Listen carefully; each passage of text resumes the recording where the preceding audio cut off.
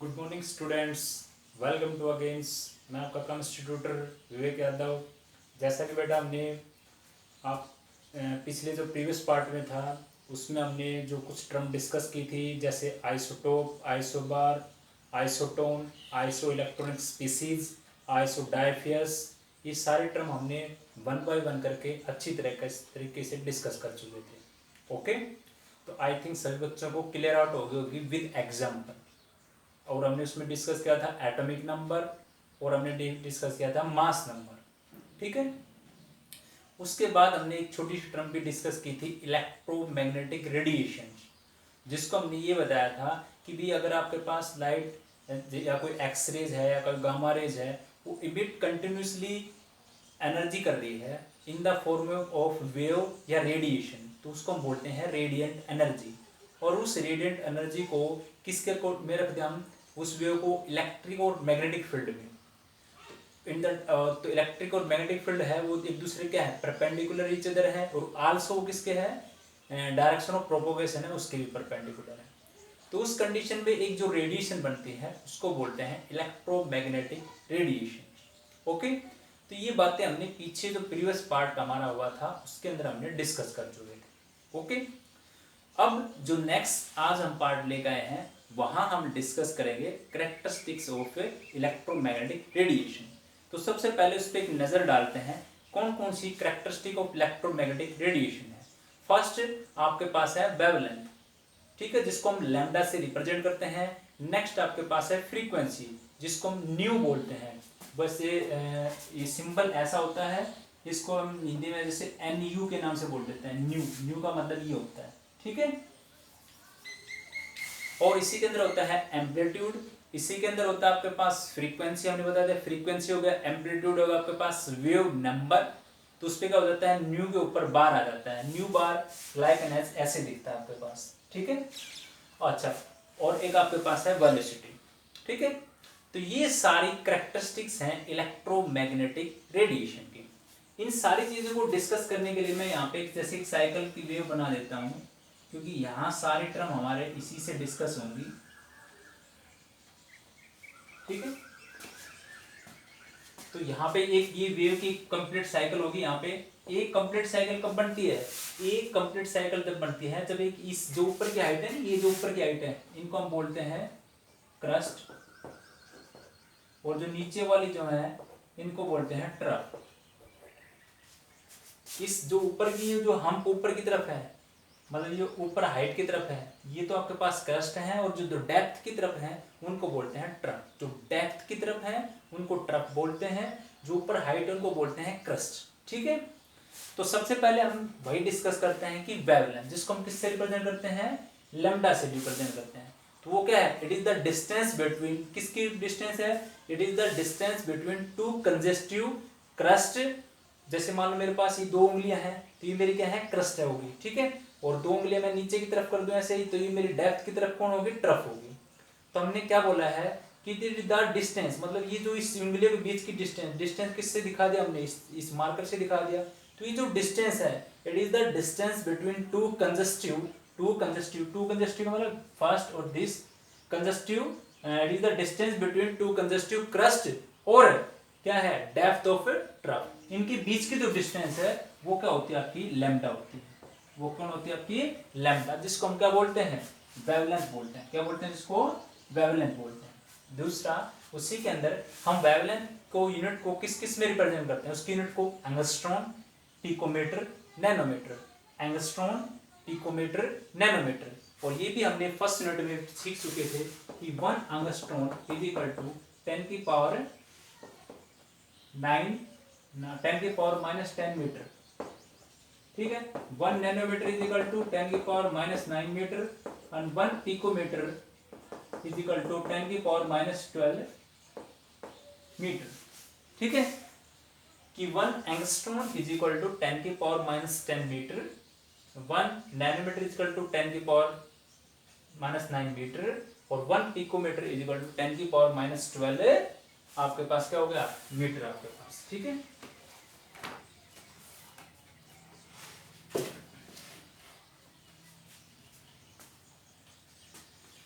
अब हम देखो नेक्स्ट में हम इसी में डिस्कस करते हैं। तो ये तो हो गया हमारे पास। अब हम आते हैं बेटा फ्रीक्वेंसी, जिसको हमने न्यू से बोलते हैं। फ्रीक्वेंसी क्या है कि the number of wave passing through a point पर सेकेंड। पर सेकेंड, ये पर है, पर सेकेंड है। द नंबर ऑफ वेव, जैसे मान लो ये मेरे पास पर्टिकुलर ये पॉइंट हो गया, इस पॉइंट से एक कितनी वेव पास हो रही है, ये हमने पर्टिकुलर कोई पॉइंट ले लिया, इस पॉइंट से कितनी वेव पास हो रही है, किसके अंदर, 1 सेकेंड के अंदर। तो यही होगा, it is the number of wave passing through a point पर सेकंड। इसीलिए तो क्या होगा, इसको हम क्या बोल रहे हैं, साइकिल पर सेकंड। साइकिल का मतलब एक साइकिल पूरी होगी नहीं ऐसे कंप्लीट। अगर मैं यहाँ तक बोलता हूँ तो इसका मतलब एक साइकिल कंप्लीट नहीं हुई है आपके पास। जब मैं यहाँ से ऐसे चला और यहाँ पे ऐसे आ गया तो मेरे पास एक साइकिल पूरी होगी। अगर मैं आगे चलता हूँ ऐसे तो मेरे पास 2 साइकिल कंप्लीट होगी। ठीक है, तो हमने इसको बोल दिया साइकिल पर सेकंड, या इसको बोल सकते हैं सेकंड इनवर्स, या हम बोल सकते हैं हर्ट्ज। इसका मतलब हेनरी हर्ट्ज एक साइंटिस्ट था, उसने इसकी यूनिट को रिप्रेजेंट किया था, इसलिए उसका नाम क्या बन गया, हर्ट्ज। ठीक है, जिसको हम लिखते हैं एच जल्दी से। ओके, तो that will be the representation of frequency की जो यूनिट है वो कौन होगी आपके पास, हर्ट्ज होगी। ठीक है, उसके बाद है वेलोसिटी, जिसको हम it is the linear distance traveled by the wave per second.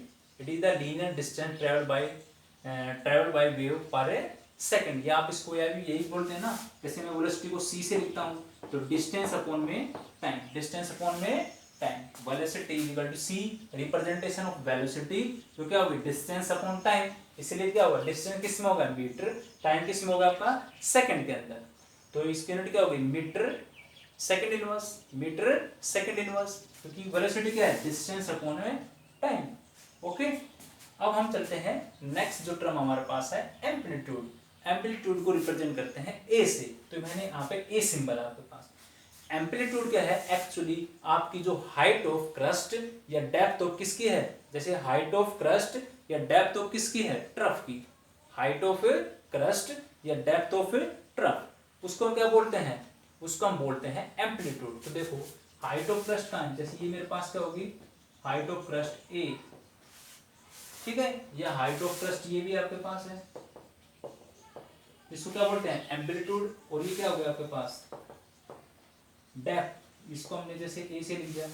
या डेप्थ किसकी, या तो डेप्थ किसकी, ट्रफ की, या हाइट किसकी, क्रस्ट की। ठीक है, इसको हम क्या बोलते हैं, इसको हम बोलते हैं एम्पलीट्यूड। क्या बोलते हैं उसको, एम्पलीट्यूड बोलते हैं। ठीक है, तो ये चीज ध्यान रखेंगे। उसके बाद हमारे पास आता है नेक्स्ट के अंदर वेव नंबर। क्या आता है, वेव नंबर। तो ध्यान रखेंगे वेव नंबर जो आपके पास है,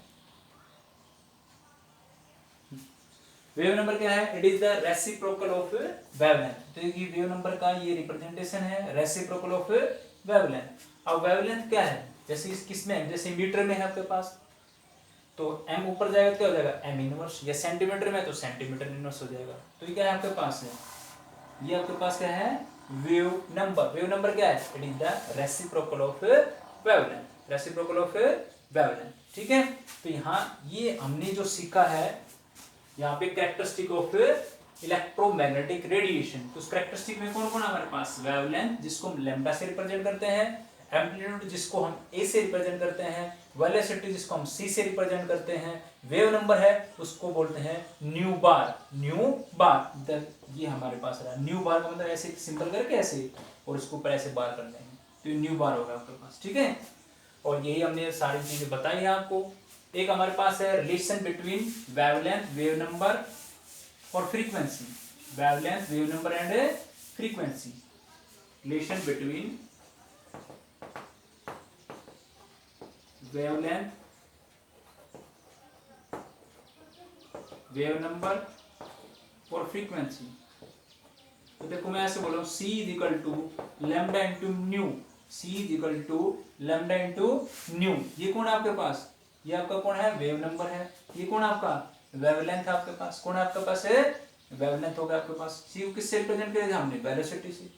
अगर मेरे को ये निकालना हो वेव नंबर तो ना, हाँ वेव नंबर नहीं, ये फ्रीक्वेंसी निकालनी हो, फ्रीक्वेंसी निकालनी हो तो क्या देगा आपके पास, C अपॉन में लैम्डा, C अपॉन में लैम्डा। तो बताओ हम एक इक्वेशन वो भी ले सकते हैं, न्यू जो क्या है फ्रीक्वेंसी सी इंटू में, और वही 1/λ क्या लिखते हैं, अभी तो हमने सीखा था ये रहा।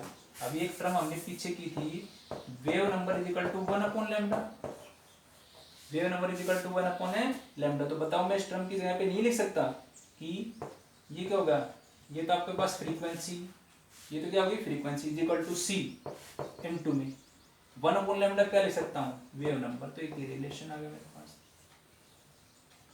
तो that will the relation between frequency, और ये कौन आपके पास वेव नंबर, ये कौन आपका वेव नंबर, ये कौन है फ्रीक्वेंसी है, ये कौन है वेलोसिटी होगी।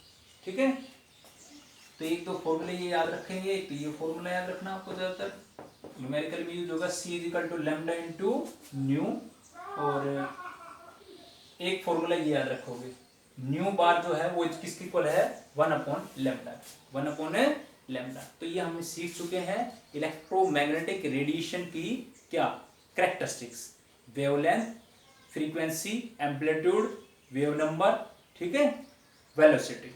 अब हम सीखते हैं इलेक्ट्रोमैग्नेटिक स्पेक्ट्रम के बारे में। तो आई थिंक यहां तक की सभी बातें आप बच्चों को क्लियर आउट हो चुकी होंगी। तो हम नेक्स्ट टॉपिक सीखते हैं इलेक्ट्रोमैग्नेटिक स्पेक्ट्रम। तो अब हम देखते हैं, पहले कुछ न्यूमेरिकल डिस्कस कर लेते हैं, जो हमने कैरेक्टरिस्टिक डिस्कस किए ना बेटा, उस पे बेस क्या न्यूमेरिकल आते हैं वो देखते हैं। देखो, तो सबसे पहले एक न्यूमेरिकल है the wavelength range of visible spectrum.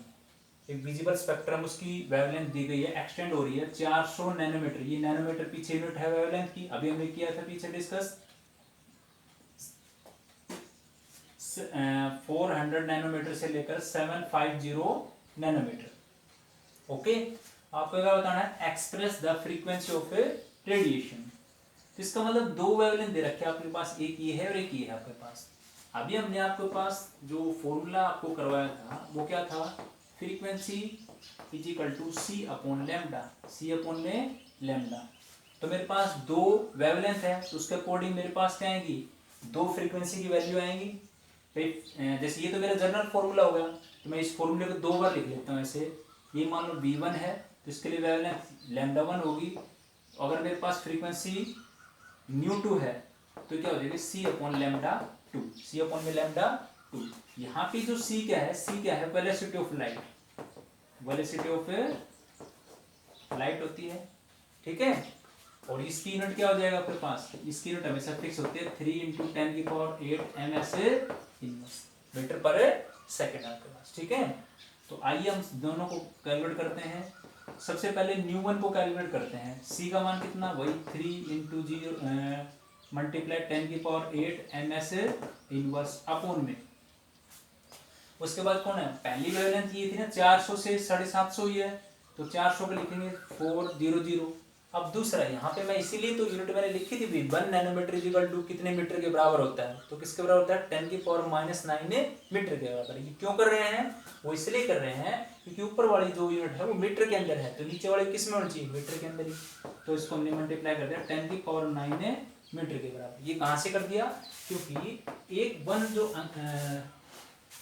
1 nanometre जो होता है वो किसके बराबर होता है 10⁻⁹ मीटर के बराबर, 10⁻⁹ मीटर के बराबर, ठीक है। तो बस आपको ये कैलकुलेट करना है, यहाँ से आपके पास क्या आ जाएगी, सो आपकी फ्रीक्वेंसी की वैल्यू आ जाएगी, ठीक है। अच्छा, दूसरा आपके पास इसी के अंदर जो सेकंड पार्ट है उसके अंदर हम क्या कैलकुलेट करेंगे, ν2, क्या कैलकुलेट करेंगे ν2। उसमें भी क्या फॉर्मूला होगा, सी अपॉन में लैम्डा।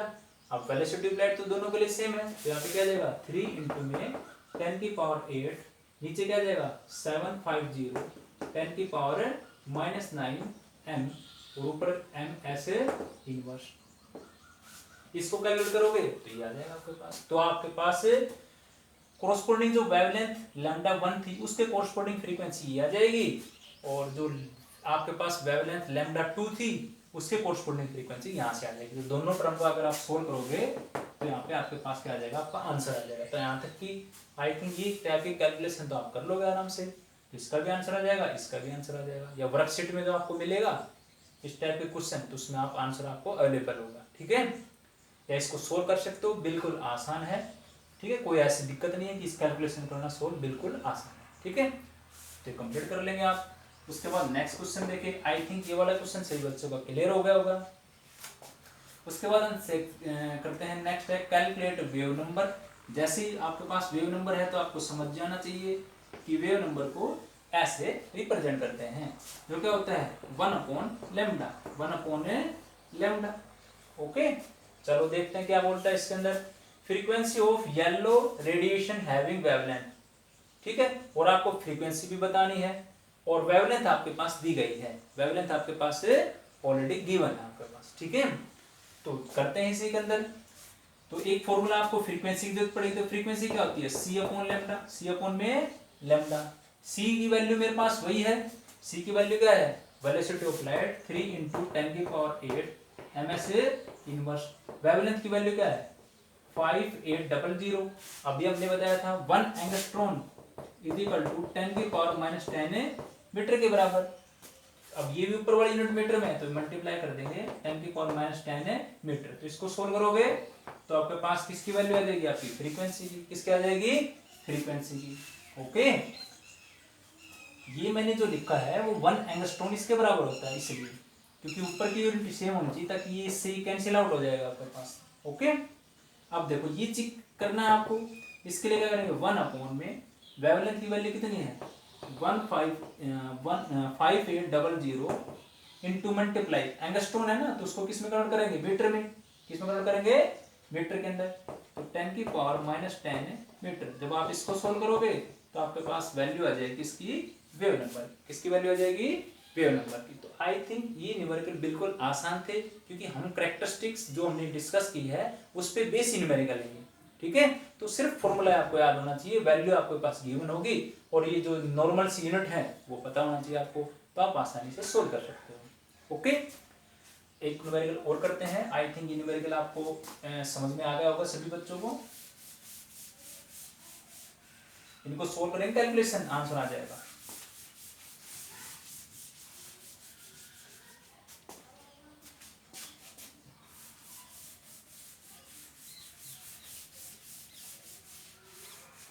एक क्वेश्चन और हमारे पास है,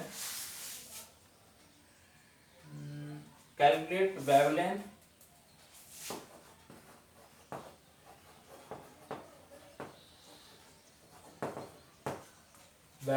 frequency and wave number. Calculate wavelength frequency and wave number of a light wave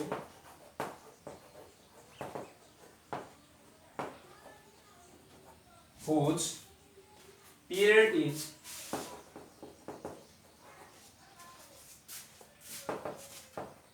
2.0 multiplied 10⁻⁻10 second, ठीक है। तो ये आपके पास है। अब आपको इसके अंदर जो जो टर्म आपको सोल्व करनी है वो देखो क्या क्या सोल्व करनी है आपको। एक तो क्या चाहिए आपको वेव नंबर। मेरे को पता है वेव नंबर का फॉर्मूला क्या होता है, ये आपके पास एक तो वेव नंबर चाहिए, देखो जो चीज कैलकुलेट करनी चाहिए वेव नंबर। अच्छा, उसके बाद कौन चाहिए आपको पास फ्रीक्वेंसी, ये मेरी फ्रीक्वेंसी होगी। और क्या चाहिए आपको वेवलेंथ, इसका मतलब लैम्डा, ठीक है। तो ये 3 टर्म आपको सोल्व करनी है। आपको पास क्या करनी है 3 टर्म क्या करनी है आपके पास सोल्व आपको करनी है इसके अंदर, ठीक है। तो ध्यान रखेंगे हमें एक फॉर्मूला हमारे पास था, जैसे एक पीरियड 1 साइकिल पर सेकंड था ना, तो मैं ऐसे लिख सकता हूँ न्यू = 1/पीरियड, न्यू अपॉन 1/पीरियड, ठीक है। कि भाई जो आपके पास फ्रीक्वेंसी थी किसी पॉइंट से 1 सेकंड के अंदर कितनी साइकिल कंप्लीट होती है, तो एक पीरियड कंप्लीट होगा लाइट वेव हुज पीरियड। तो इसमें देखो यहाँ आपको मेन मोटिव यहाँ जान लेना है, इसने इस वेव को यहाँ बोल दिया भाई कि लाइट वेव जिसका पीरियड ये है, जिसका पीरियड क्या है ये आपके पास, जिसका पीरियड क्या है 2.0 10⁻⁻10 s, ठीक है। तो इस ये आपको वैल्यू यहाँ पुट करनी है। तो बस आप कर दो पुट न्यू = 1/2.0 10⁻⁻10 s, 10⁻�10 s। तो यही आ जाएगा ना। जब इसको सोल्व करोगे तो ये क्या आ जाएगा आपके पास, इसको आप सोल्व करोगे तो वैल्यू कितनी आएगी 5.0 10⁻9 s इनवर्स। तो फ्रीक्वेंसी क्या होती है साइकिल पर सेकंड ही तो बोले था हमने, तो वही हो गया आपके पास। ये एस नीचे से ऊपर जाएगा, क्या हो जाएगा, इनवर्स हो जाएगा। तो फर्स्ट का मान आपके पास क्या आ गया, 5.0 10⁹ है एस इनवर्स। ओके, बस अब मेरा काम हो गया है, अब तो कोई दिक्कत नहीं है। जब ये वैल्यू मेरे पास आ गई है, अब देखो और क्या क्या चाहिए आपको इसके अंदर, क्योंकि मेरे को अब ये वैल्यू देखते हैं हम इसके अंदर। नेक्स्ट के लिए क्या करेंगे, देखो अभी एक फॉर्मूला था हमारे पास अभी पीछे, C equal to nu into में लैम्डा, ये था ना, और मेरे को क्या चाहिए लैम्डा, तो लैम्डा क्या हो जाएगा, अगर लैम्डा करना आपको तो C अपॉन क्या आ जाएगा, C अपॉन न्यू आएगा बेटा। अब C कौन आपका, वेलोसिटी ऑफ लाइट, C कौन है, velocity of light. C velocity of light की वैल्यू तो वही पुट करेंगे 3.0 10⁻, ये वैल्यू गिवन है, ये याद कर लो आप कि C का मान कितना है 3.0 10⁻ इनवर्स, ये याद कर लेंगे बिल्कुल। न्यू ये कौन आपके पास, फ्रीक्वेंसी, इसकी वैल्यू ये रही आपके पास 5.0 10⁹ एस इनवर्स, 9 एस इनवर्स। जब इस टर्म को आप सोल्व करोगे तो आपके पास ये वैल्यू आ जाएगी, तो इसका मान आपके पास आएगा 6.0, सोल्व करोगे 6.0 10⁻⁻2m, क्योंकि देखो सेकंड इनवर्स से सेकंड इनवर्स कैंसिल, m बच जाएगा, तो ये मान आ गया आपके पास। ओके,